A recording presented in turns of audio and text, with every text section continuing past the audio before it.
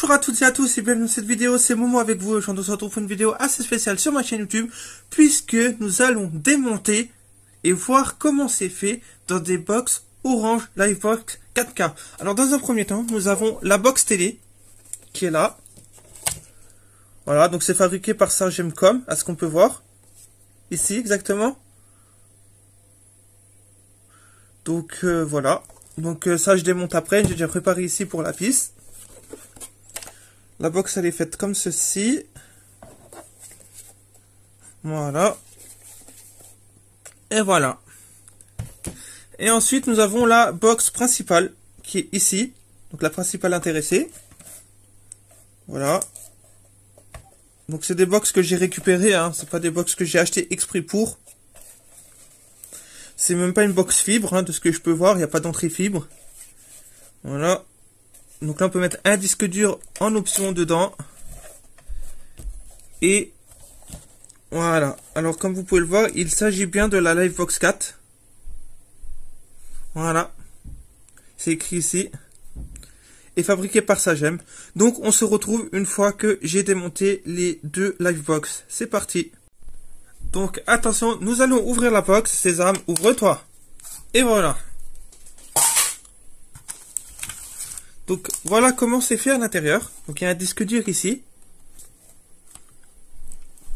Une ventilation. Donc on va voir si on peut l'enlever. Oui, on peut l'enlever sans problème. Regardez. Voilà. Ça, est-ce que ça peut s'enlever? Voilà, ça s'enlève. Sans souci particulier. Et voilà. Donc ça, on n'a plus besoin. On enlève le ventilateur qu'on va bien sûr récupérer, hein. Petit ventilateur, Ventirad. Voilà, qui peut toujours servir dans un ordinateur.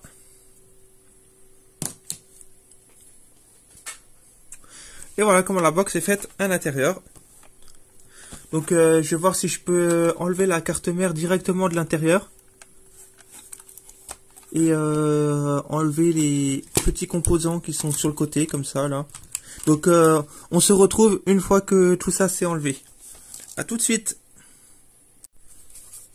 Donc voilà comment c'est fait. Avec le disque dur qui est ici, qu'on va enlever. Donc je sais, voilà, ça c'est en dessous. Et il y a un contrôleur de chez...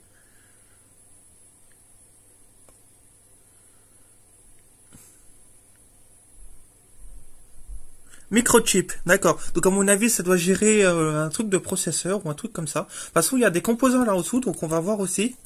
Et là, on va enlever le disque dur. Donc je le fais en direct dans la vidéo, hein, excusez-moi. Voilà.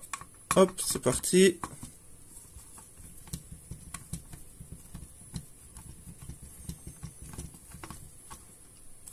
Une vis.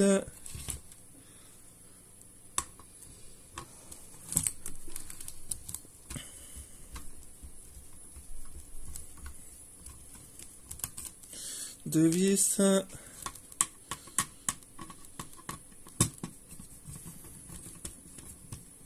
Et la troisième vis, oui, parce que j'avais déjà pré-enlevé une vis, en fait.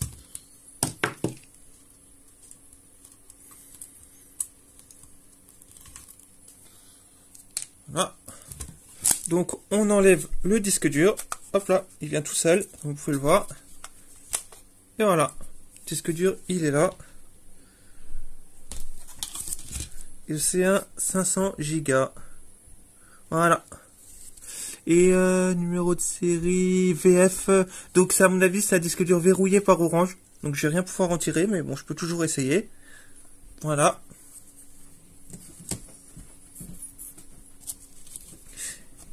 Et là ben je vous retrouve quand j'ai tout fait sauter, tout ce qu'il y a au niveau des composants. Pour vous montrer comment c'est fait. C'est parti. Donc voilà, comme vous pouvez le voir, tout est démonté.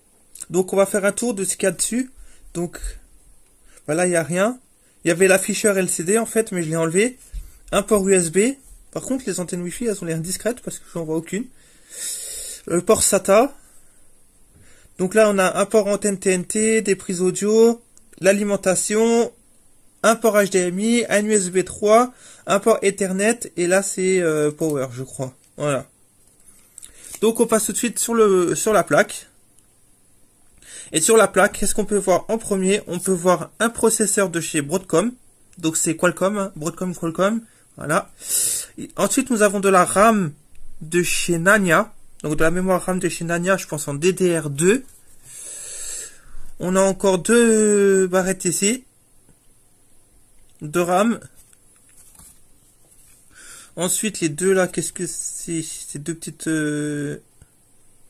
Alors ça, à mon avis, ça doit gérer tout ce qui est Bluetooth, Wi-Fi, enfin tous les trucs comme ça, puisqu'elle fait le Bluetooth aussi, cette box. Là, il y a un composant qui gère la télé, donc MXL, donc ça gère la TNT. Là, il y a des petites puces qui gèrent l'HDMI, donc là, je ne saurais même pas dire les marques que c'est, les deux petites puces. Pareil pour ici, mais ça doit gérer, à mon avis, le port Ethernet Gigabit. Voilà. Et en dessous, il y a le petit contrôleur microchip que je vous avais montré. Donc ça, c'était pour la box TV. Voilà. Donc maintenant, on passe au démontage de la Livebox principale. Voilà. Donc ce que je vous ai montré avant. Donc on se retrouve une fois que c'est démonté. À tout de suite. Allez hop, Sésame, ouvre-toi. Donc là, on retrouve la même config que sur l'autre box. Donc j'enlève tout du circuit imprimé, je l'enlève de sa coque en dessous. Et puis je vous retrouve tout de suite. Allez, à tout de suite les amis. Donc là, comme vous pouvez le voir, j'ai tout retiré. Donc il y avait un ventilateur aussi dedans, un petit ventirad, voilà, qui est réutilisable sur un ordinateur. Et là, j'ai tout retiré, mais j'ai pas fini. C'est juste pour vous faire un état d'avancement. Donc, on va faire un petit tour. Comme ça, après, il n'y a plus besoin de le faire. Et là, nous avons une entrée RJ45, une alimentation.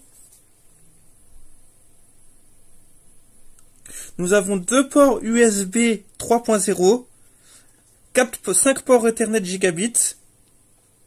Nous avons normalement ici une entrée fibre, mais elle n'y est pas. Ici, nous avons un bouton reset, un port Ethernet pour l'entrée Internet. Voilà. De ce côté-là, nous avons un afficheur LCD qui est relié directement ici sur la carte mère. Donc ça, on va l'enlever après.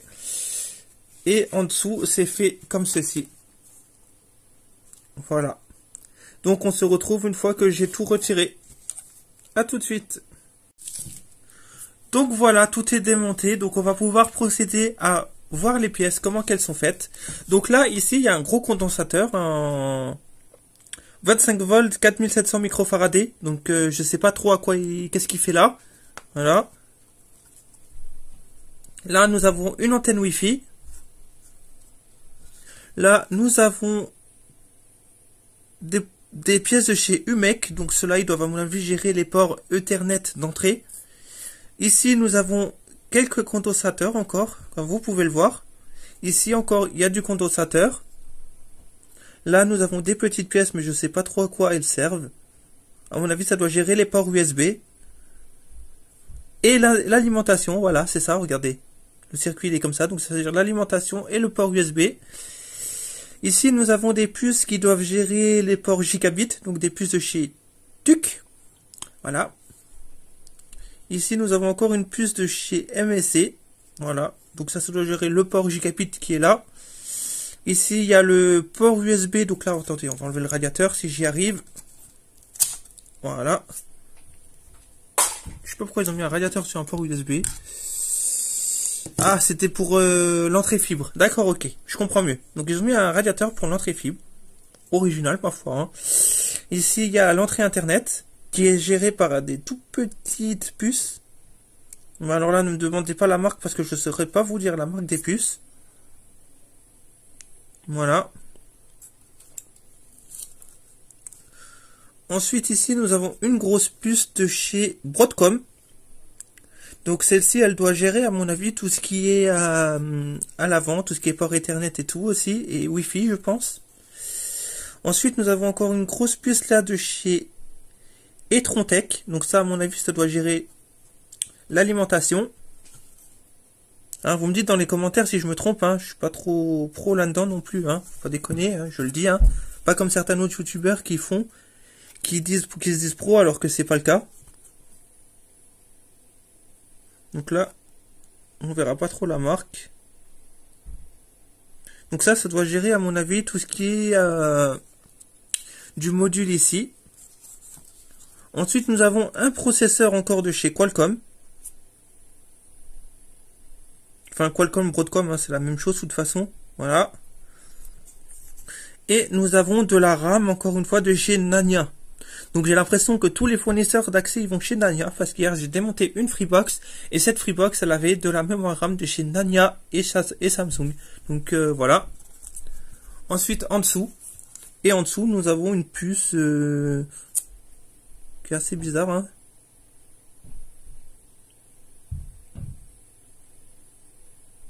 Une puce de suspension.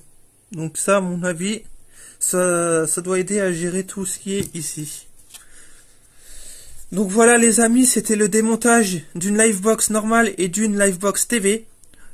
J'espère que ça vous aura plu. Si c'est le cas, n'hésitez pas à laisser un pouce bleu, un commentaire et à vous abonner. Et on se retrouve très bientôt. Allez, bye bye les amis. Tchuss!